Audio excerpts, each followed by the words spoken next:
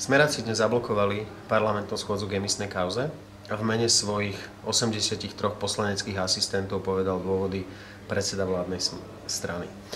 Vraj, a toho citujem, Smer s predajom emisných kvót nemá nič spoločné a teraz parafrázujem, idú prezidentské voľby a pán predseda kandiduje, takže sa nepatrí to riešiť. Podľa mňa toto už je za hranicou niečoho, čo človek, ktorý tu za ostatných 8 rokov, 6 rokov robil premiéra, môže ľuďom vôbec povedať. Poviem to teda ja. Emisie sa predali po cenu, čiže zo stratou pre občanov Slovenskej republiky za vlády, ktorú viedol Smer a osobne predseda Smeru. Keď chcel ex-minister Chrbet tú zmluvu zrušiť, predseda Smeru ho dal odvolať.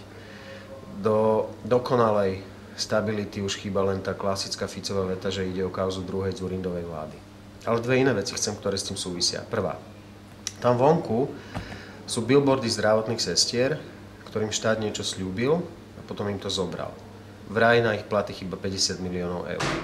No, nechýbalo by, keby sa napríklad za prvej Ficovej vlády v úvodzovkách nestratilo tých 50 mega na emisiách.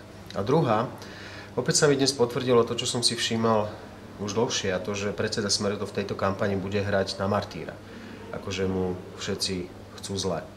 Aj dnes sa zase roznariekal, že schôdza mala byť preto, aby mu niekto niečo vyčítal.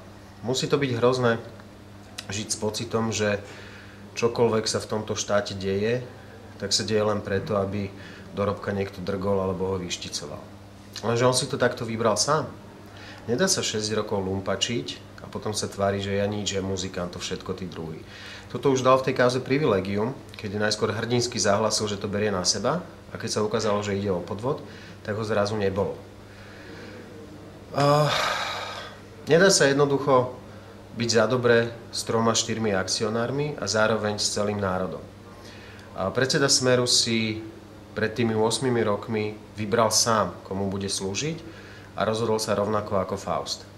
Nože navyše teraz ešte chce, aby ten účet, lebo zjavne to nebolo zadarmo, za neho uhradili ľudia, ktorí z jeho dohody s Mefistom nič nemajú.